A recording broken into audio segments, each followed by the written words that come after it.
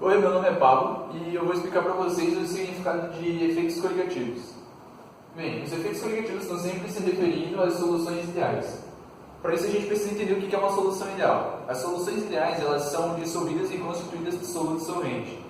Elas apresentam variação, não apresentam variação, aliás, no volume, e elas não apresentam nenhuma alternância de calor quando se dissolve o soluto. Elas estão sempre relacionadas ao número de partículas dissolvidas na solução, ou seja, elas estão sempre dependendo do número de solventes dentro dessa solução que a gente vai trabalhar. Bem, aqui nós vamos falar agora sobre a propriedade coligativa da tonoscopia. Ela está relacionada à diminuição da pressão de vapor do solvente, que ocorre devido à adição de um soluto não volátil na solução. A gente pode afirmar que, assim, o número de mols, quanto maior o número de mols do soluto não volátil, ocorre maior diminuição da pressão máxima de vapor nessa solução. A gente também pode acabar afirmando que quanto mais concentrada é a solução, menor é a pressão máxima do vapor que ele tem. Aqui a gente tem a fórmula de cálculo da tonoscopia, né? Onde tem a pressão inicial, que é quando o solvente não tem o soluto não volátil, e temos aqui, aí a gente tem que fazer menos a pressão final, que a gente obtém na solução final, que é quando a gente adiciona o soluto não volátil.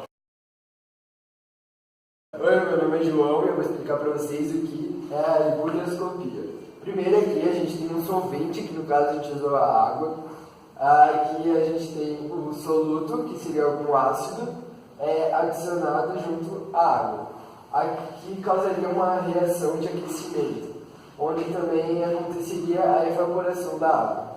Eu fiz um desenho para vocês, para explicar melhor, e no caso aqui a gente usa como exemplo a sacarose, e nesse caso a gente tem menos sacarose, ou seja, menor temperatura de ebulição. Aqui a gente tem mais sacarose, maior temperatura de ebulição. Quanto maior for a concentração, maior vai ser a temperatura de ebulição.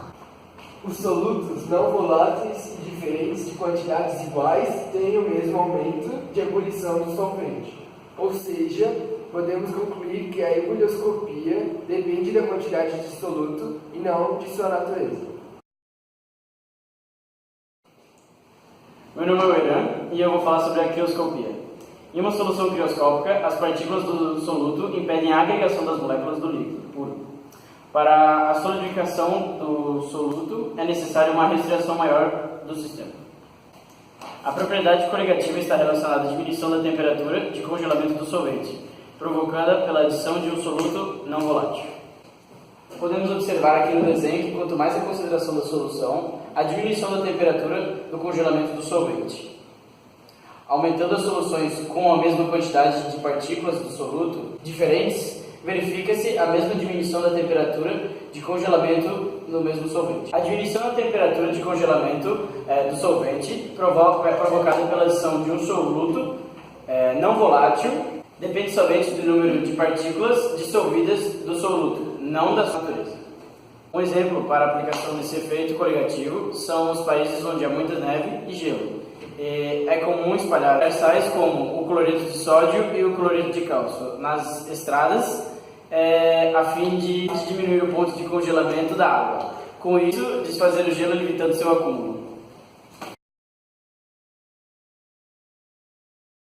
Olá, meu nome é Rafael e eu vou falar da quarta propriedade coligativa, a osmose, ou também conhecida como osmoscopia.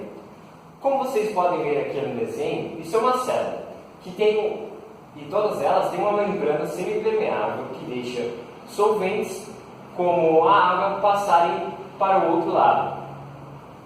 Ou seja, a osmose é um movimento de moléculas do solvente, na maioria a água, por meio de uma membrana semipermeável. Em soluções aquosas, o fluxo da osmose é da solução menos concentrada para a solução mais concentrada, com o objetivo de uniformizar as concentrações.